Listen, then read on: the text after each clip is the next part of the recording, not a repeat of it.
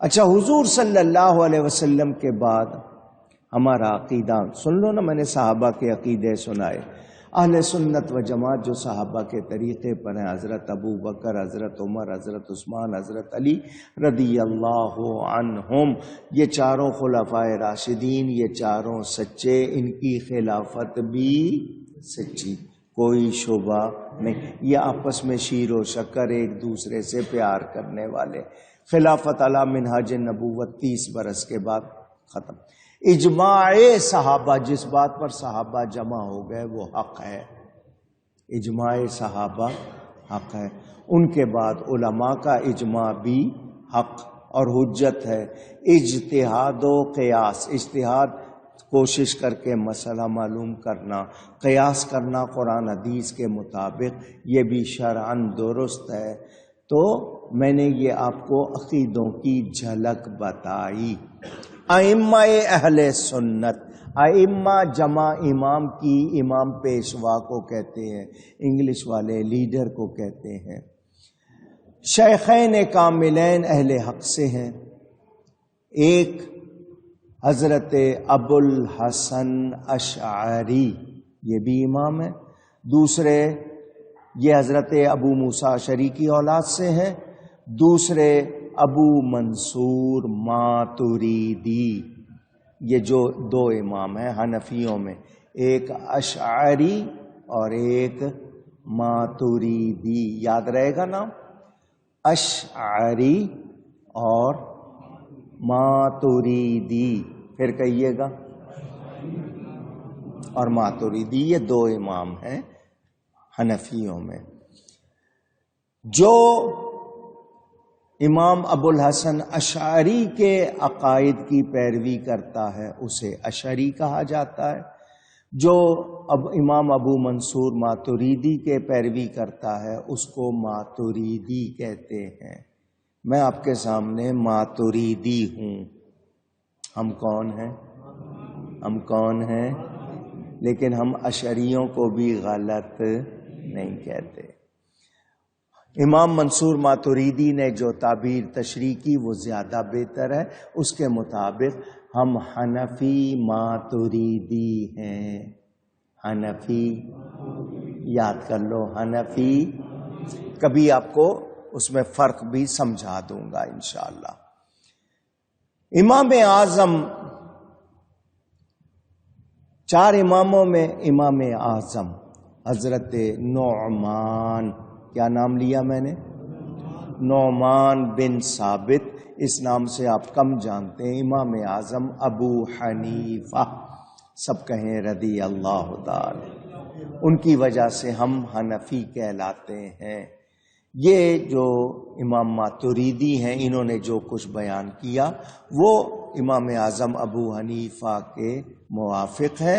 امام اشعری اگرچہ یہ امام شافعی کے بعد پیدا ہوئے، مگر ان کے زیادہ تر باتیں امام شافعی کے مطابق ہیں. اب سنیں تقلید شخصی. تقلید کے معنی میں نے آپ کو سمجھائے تھے. عقائد کی بات آ گئی ہے اس لیے بیان کر رہا ہوں. تقلید، تقلید کے معنی ایک ہے کاپی کرنا، ویسے لغت میں اصطلاحی ٹرم وائز تقلید کس کو کہتے ہیں، ایک مرتبہ پھر دھیان سے سن لیں. عام لوگوں کے لیے تقلید کرنا واجب ہے. آپ سب کے لیے تقلید کرنا واجب کا مطلب ضروری.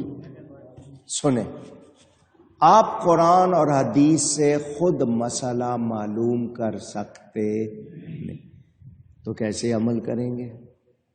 آپ کو تقلید کرنی ہے. تقلید کس کو کہتے ہیں؟ اب سن لیں.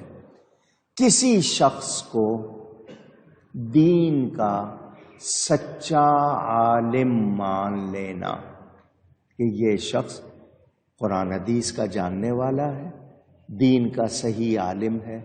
اس سے کوئی مسئلہ معلوم کرنا، جی نماز میں یہ کیسے ہوگا، روزے میں یہ کیسے ہوگا، کیونکہ تقلید فروعی مسائل میں ہوتی ہے، عقیدوں میں نہیں ہوتی.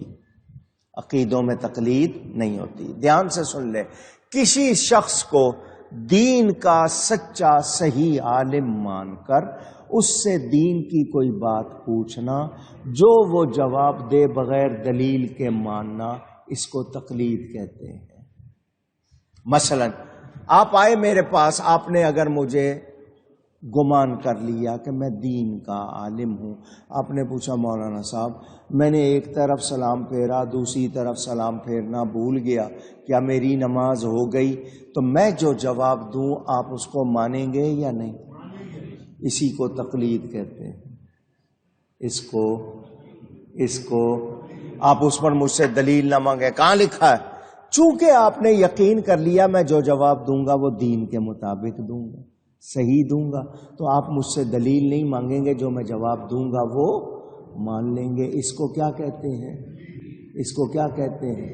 یہ ہر شخص پر واجب ہے جو خود سے مسئلہ معلوم نہ کر سکے, قرآن حدیث سے خود مسئلہ معلوم نہ کر سکے, اس پر یہ تقلید واجب ہے. اور اس کے کتنے امام ہیں؟ امام اعظم ابو حنیفہ, امام شافعی, امام مالک اور امام احمد بن حنبل. حنفی, شافعی, مالکی, حنبلی, یہ چار رضی اللہ عنہم. اب آپ نے اتنی بات سن لی, تقلید کس کو کہتے ہیں؟ میں بار بار کہہ رہا ہوں, جو شخص خود مسئلہ معلوم کر سکے صحیح طور پر, اس کے لیے تقلید لازمی نہیں. لیکن عام آدمی کیا کرے گا؟ اب میں مثال دیتا ہوں. حدیث ایک بات پر ایک سے زیادہ ہے. سمجھنے کے لیے بات کروں, ہاتھ کہاں باندھنے ہیں نماز میں؟ ہاتھ کہاں باندھنے؟ کچھ لوگ سینے پہ باندھ لیتے ہیں, کچھ تھوڑا سا نیچے, کچھ پیٹ پر, کچھ ناف پر, کچھ ناف کے نیچے. ہم حنفی ناف کے نیچے ہاتھ باندھتے ہیں. کہاں؟ تحت السرہ, سرہ ناف کو کہتے ہیں, تحت السرہ.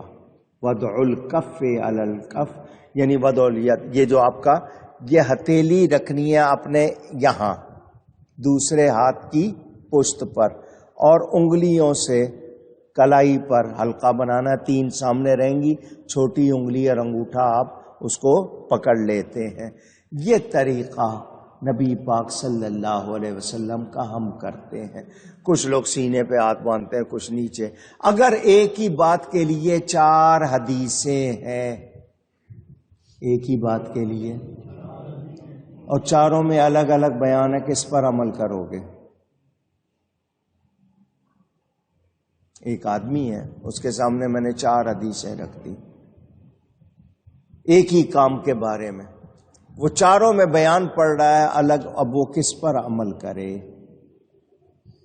آپ فیصلہ کر سکتے ہیں؟ یہی بات بتا, ان اماموں نے یہی محنت کی ہے کہ ہمارے سامنے حدیث کا زمانہ دیکھا, کون سا حکم پہلے کون سا حکم بعد میں, وہ ناسخ منسوخ اس کو سمجھا, سمجھ کر ہمارے لیے آسانی کر دی, ہم اس کی پیروی کرتے ہیں مسائل میں. اسی کو تقلید کہتے ہیں. میرے امام اعظم ابو حنیفہ نے 83,000 پرنسپلز, اصول بنا دیے. طریقہ کیا تھا؟ جس مسئلے پہ بات کرنی ہوتی تھی آپ اپنی بات لکھ کر ایک طرف رکھ لیتے تھے, آپ کے ساتھ بڑے بڑے علماء, چھوٹے موٹے نہیں, تگڑے علماء بیٹھے ہوتے, ہر کوئی اپنی رائے بیان کرتا, اس پر بحث ہوتی, ایسا ہے تو ایسا کیوں, ایسا ہے تو ایسا کیوں. جب سب بیان کر لیتے, امام اپنی رائے سناتے, سب سن کر اشش کر اٹھتے کہ جو آپ نے کہا ہے وہی صحیح ہے. اللہ نے ان کو اتنی ذہانت دی تھی. حضور نے فرمایا تھا نا کہ اگر علم ثریا پر, کیا مطلب کہکشاں پر ہوگا, تو ابنائے فارس میری امت کے ایک بندہ ایسا ہوگا وہ وہاں سے بھی لے آئے گا. یہ امام اعظم ابو حنیفہ کی طرف اشارہ، اللہ نے ان کو اتنا علم دیا تھا، وہ 83,000 اصول بنا گئے۔ کتنے؟ 83,000، ایک بنانا پڑے تو ہوش آ جائے۔ 83,000 اصول بنا گئے۔ آج 1445 ہجری میں 150 میں امام صاحب کی وفات ہوئی ہے، تو 1300 برس سے دنیا امام اعظم کے بتائے ہوئے طریقوں پر عمل کر رہی ہے۔ ان 83,000 میں سے اب تک 6 کروڑ سے زیادہ مسئلہ نکال لیا۔ اگر انہوں نے یہ محنت نہ کی ہوتی ہم کہاں جاتے؟ آج آپ علماء کے پاس جاتے ہیں، جی مجھ سے یہ ہو گیا ہے یا میرا یہ سوال، وہ کھٹ سے جواب دیتے ہیں۔ یہ ان بڑوں کی محنت ہے، اس کو تقلید کہتے ہیں۔ آپ نے سن لیا مذاہب اربع، ان چاروں میں حنفی، شافعی، مالکی، حنبلی میں ان کو مذاہب اربع کہتے ہیں، 4 مذاہب۔ ان میں کسی ایک پر التزام کے معنی ارادے کے ساتھ اس کو اختیار کرنا لازم ہے، تقلید لازم ہے۔ تقلید سمجھ گئے؟ آپ کو سمجھ آ گئی؟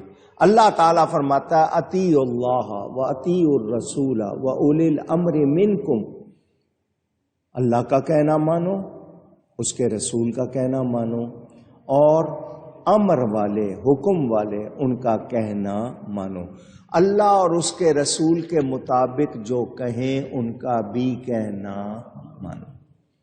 وما آتاکم الرسول فخذوہ، اور جو رسول تمہیں دیں وہ لے لو۔ وما نہاکم عنہ فانتہوا، جس سے روکیں اس سے کون فرما رہا ہے؟ اللہ۔ ہمیں فرمایا فاعتبروا یا اولی الابصار، اور کتنی آیتیں متعدد، میں آپ کو جب تقلید کا مسئلہ سناتا ہوں وہ آیتیں سنا دیتا ہوں۔ ہمیں کہا گیا کہ جو لوگ بد عقیدہ ہیں ان کی صحبت سے بچنا ہے۔ صحبت کا مطلب ساتھ بیٹھنے سے، ان سے ملنے جلنے سے۔ آواز ذرا اونچی۔ نبی پاک نے فرمایا بیزاری کا اظہار کرنا ہے ان کے ساتھ مکس ہونے میں۔ لا تخالطوہم ولا تجالسوہم ولا تناکحوہم، نہ ان سے نکاح کرنا ہے، نہ ان کی مجلس میں جانا ہے، نہ ان کو پڑھنا ہے، نہ ان کے ساتھ مکس ہونا ہے۔ یہ کس نے کہا؟ نبی پاک صلی اللہ علیہ وسلم۔ تو جو، اور قرآن نے کہا فلا تقعد بعد الذکری مع القوم الظالمین، جب نصیحت آ جائے تو اس کے بعد ظالموں کے ساتھ بیٹھنا۔ ظالم کون؟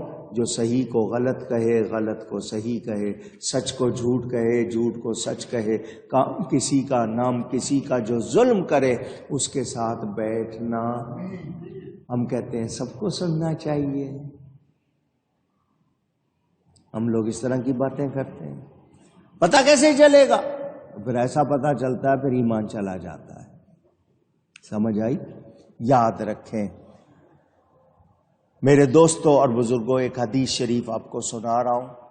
ان قریب ایک گروہ پیدا ہوگا جو سنت کو مٹائے گا اور دین میں رخنا اندازی کرے گا، وہ یہی ہے جس پر اللہ کی لعنت اور تمام لعنت کرنے والوں اور تمام فرشتوں اور لوگوں کی لعنت۔ وہ کون سے لوگ ہیں؟ جو بد عقیدہ ہے۔ کون ہیں؟ غلط باتیں کرنے والے، اللہ نبی کے بارے میں غلط باتیں کرنے والے۔ یہ آپ نے سن لیا، وہ 6 بنیادی فرقے، پھر ان کے ہر ایک کے 12 تو 12 چھیک 72 ہو گئے۔ اب صوفیہ کے بارے میں بھی آپ کو بتا دوں، صوفیہ کے حوالے سے بھی اہل تصوف کے بھی 12 گروہ ہو گئے۔ ان میں سے ایک اہل سنت کا گروہ ہے، باقی 11 بدعتی ہیں۔ باقی 11 صوفیہ میں بھی 12 گروہ ہیں۔ ایک ہے جس کے عقیدے صحیح ہیں، صحیح علماء کے موافق ہیں، باقی بدعتی۔ ان کے نام سن لیں: جلوتیہ، اور حالیہ، اولیائیہ، شمراخیہ ہیں، حبیہ، حوریہ، اباحیہ، متکاسلہ، متجاہلہ، واقفیہ، الہامیہ. یہ آپ نے سنے ہوئے ہیں یا نہیں سنے ہوئے، آپ ان سے شاید پوری طرح واقف بھی نہیں ہوں گے، لیکن میں نے آپ کو یہ بتائے. اہل سنت جو ہیں وہ ایک ہی ہیں، ان کا کوئی اور نام نہیں ہے، وہ اہل سنت ہی کہلاتے ہیں. یہ جتنے 11 نام سنائے ہیں ان کے عقیدے درست نہیں. جملہ صحابہ کرام جتنے تھے، میرے نبی کا ہر صحابی سچا. ہر صحابی، اونچی کہیے گا. صحابی کس کو کہتے ہیں؟ یہ صحبت سے لفظ بنا ہے، جس نے نبی پاک صلی اللہ علیہ وسلم کے ساتھ رہا ہو، 1 گھنٹہ رہا ہو یا 1 سال رہا ہو یا 10 سال رہا ہو، ایک لمحہ بھی نبی پاک کو ایمان کے ساتھ دیکھا، ان کے ساتھ رہا، پھر اس شخص کی وفات بھی ایمان پر ہوئی، اس کو صحابی کہتے ہیں. کیا کہتے ہیں؟ الصحابۃ کلہم عدول. حضور نے فرمایا میرے سارے صحابہ عادل ہیں، سارے صحابہ سچی ہیں، میرے کسی ایک صحابی کے بارے میں بھی غلط بات نہ کرو. جو میرے صحابہ پر کوئی غلط بات کہے تو اس پر لعنت بھیجو. یہ کس کا فرمان ہے؟ اونچی کہیے گا. الف سے نام شروع ہوتے ہیں، یہ پہ ختم، حروف تہجی یہی ہے نا، الف سے شروع ہو کر یہ پہ. اس میں سارے نام آ جائیں گے یا نہیں آئیں گے؟ تو ابو بکر کی الف سے لے کر علی کی یہ تک میرے نبی کا ہر صحابی سچا ہے. درجہ ایک نہیں ہے، درجہ صحابیت میں سب برابر ہیں، درجے میں برابر. بدر والوں کی شان، پھر بدر والوں میں عشرہ مبشرہ، پھر ان عشرہ مبشرہ میں خلفائے راشدین، درجے اور ہیں، صحابی ہونے میں سب برابر ہیں. صحابہ کرام کی صحبت نبی پاک صلی اللہ علیہ وسلم کے ساتھ رہنے کی وجہ سے ان میں جذبہ بڑا کامل تھا، وہ بڑے پکے تھے. بعد میں آہستہ آہستہ کمزوری آتی گئی. یہ جذبہ جو تھا صحابہ کرام میں، یہ مشائخ کو، مشائخ جمع شیخ کی، شیوخ بھی کہتے ہیں، شیخ کے معنی استاد کے ہوتے ہیں، تو ان ہم جن کو اولیاء کہتے ہیں ان میں آیا. اس میں 4 بڑے ہیں، 4 پیر سودا خان وادے، 4 بڑے سلسلے، قادریہ، نقشبندیہ، چشتیہ، سہروردیہ، یہ 4 بڑے ہیں. باقی اور بہت سے نام ہیں. ان میں وہ چیز جو صحابہ سے سیکھی تھی پھیلی، ان میں وہ پھیلی. لوگوں میں کمزوری آتی گئی، چند محبوب رہ گئے اللہ والے جو پکے تھے، عام لوگوں میں کمزوری آ گئی. وہ جو اقبال نے کہا تھا نا، رہ گئی رسم اذاں روح بلالی نہ رہی، رہ گیا فلسفہ تلقین غزالی نہ رہی. تو وہ بات ہو گئی، لوگوں میں کمزوری آ گئی. اب نقلی پیر زیادہ ہو گئے، اصلی پیر نقلی نماز وہ نہ پڑھیں، داڑھی وہ نہ رکھیں، شریعت کی پابندی وہ نہ کریں، اور کہیں جی ہم کو سب کچھ معاف ہے. تو ایسے لوگ غلط، ایسے لوگ جو شریعت و سنت کی پابندی نہ کرے، وہ کہیں سے پیر ہو سکتا، منگل ہو سکتا، پیر نہیں ہو سکتا. تو یہ کچھ ظاہری ہو گئے، ڈبہ پیر، جعلی پیر، اس طرح کے لوگ آ گئے. کوئی قلندر کہتا ہے، کوئی اپنے آپ کو کیا کہتا ہے. تو یہ ڈھکوسلے ہیں سارے، شیطان نے ان کو فٹ بال بنایا ہوا ہے. وہ کک مارتا ہے تو یہ اڑ رہے ہوتے ہیں، تو سمجھتے ہیں ہم اڑ رہے ہیں، حالانکہ ان کو پتہ نہیں ہم گرنے والے ہیں، اور کس زور سے گریں گے اور کہاں گریں گے. تو ظاہری اور باطنی، ظاہر کیا ہے؟ شریعت پر پورا پورا عمل، شریعت پر پورا پورا عمل. اور باطن یہ ہے کہ ان کی بصیرت اتنی ہو کہ انہیں بیٹھے ہوں کراچی میں مدینہ نظر آئے. جو جلوے دیکھنے والے ہوں نبی کی اقتدا میں، لیکن یہ کہ جو اپنے آپ کو کہے نہیں مجھے یہ معاف، مجھے یہ معاف، میرے اوپر ذمہ فلانا ڈمکانا، تو ایسے لوگ شیطان کی گود میں پہنچے ہوتے ہیں۔ تو یاد رہے یہ مشائخ نبی پاک تک پہنچنے کا ذریعہ، اور نبی ہم کو خدا سے ملاتے ہیں۔ اب میں مزید تفصیل تھوڑی سی سنا رہا ہوں، باقی انشاءاللہ آئندہ۔